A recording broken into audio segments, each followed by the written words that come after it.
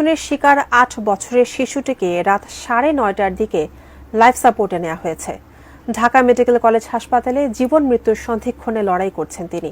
চিকিৎসকরা বলছেন শ্বাসরোধের কারণে তার ফুসফুস কাজ করছে না, তবে সর্বোচ্চ চেষ্টা চলছে। আর স্বজনদের দাবি ধর্ষকের সর্বোচ্চ শাস্তি নিশ্চিত করার। এসআই রাজের রিপোর্টে বিস্তারিত। বউ যদি থাকে আমি আরেক মেয়ের কাছে কেন যাব? আমি পুরুষ হিসাবে আমি লজ্জিত যে আমার বোনদের আমি হেফাজত দিতে পারতেছি না। বোনের বাড়ি বেড়াতে গিয়ে ধর্ষণের শিকার হয়েছেন তৃতীয় শ্রেণীর এক শিক্ষার্থী। বয়স তার মাত্র ৮ বছর। বৃহস্পতিবার দিবাগত রাতে মাগুরা শহরের নিচ নান্দুয়ালি এলাকায় এই মর্মান্তিক ঘটনাটি ঘটে। পরে বুধবার রাতে উন্নত চিকিৎসার জন্য ঢাকা মেডিকেল কলেজ হাসপাতালে আনা হয় তাকে।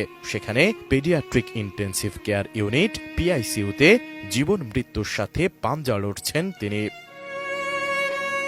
স্বজনদের অভিযোগ, বড় বোনের শ্বশুর তার দুলাভাইয়ের সহযোগিতায় রাতে ধর্ষণ করে ভুক্তভোগী শিশুটিকে।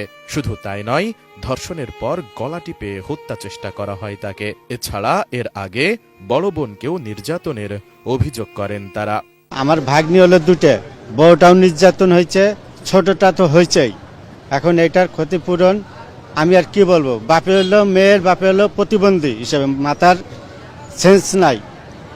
সেও একটা অ্যাক্সিডেন্ট হয়ে মাথার সেন্স নাই। ছোট বাতিদির সে নির্যাতন করছে, গলায় মনে করেন যে মারি বেলানোর চেষ্টা করছিল, পুরিও সেই পারে নাই। পরে হচ্ছে লোকে মানে আপনার সেনাবাহিনী আইসে উঠেছে, ওইটা উদ্ধার করেছে। এবারে বড় মেয়েরও একটাই রাখতে চাইছিল, ওর দিয়ে মানে ওর হচ্ছে ই করতে চাইছিল, ওর হচ্ছে লোকে ছাড়বে না। তারপরে সেনাবাহিনীতে উদ্ধার করেছে।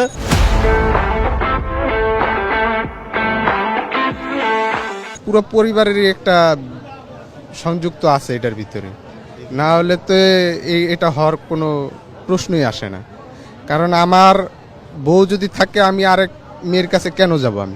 আমি পুরুষ হিসাবে আমি লজ্জিত যে আমার বোনদের আমি হেফাজত দিতে পারতেছি না। আজকে আমার বোন হলো, 2 দিন আগে আরেক বোন হয়েছে ঘটনাটা।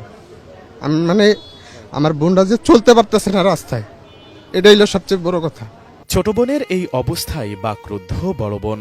এটিএন নিউজের ক্যামেরায় সেদিন রাতে ঠিক কি ঘটেছিল তার লোমহর্ষক বর্ণনা দিলেন তিনি।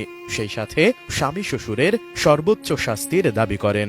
আমি বাথরুমে উঠছি, যেই দরজা খোলা, তারপরে ও করছিল যে আপা আমার অনেক কষ্ট হচ্ছে। আমি ভাবছি ফলের পর পড়ে রয়েছে, এর জন্য ওর এরম লাগতেছে। বলছি তুই ঘুমাই পড়। সকালেও করছে আমার সাথে, তাও এরম করছে। ভাই দরজা খুলে দিচ্ছে, কিন্তু ভাই ওসে কিছু কই নেই, মানে কথা কথি পারতেছে না, অনেক কষ্ট হচ্ছে। আমি বুঝতেছি, আমি যে মা আগের কাছে ফোন দেবো, ফোন টোন কেউ কিছু দিতে দিই।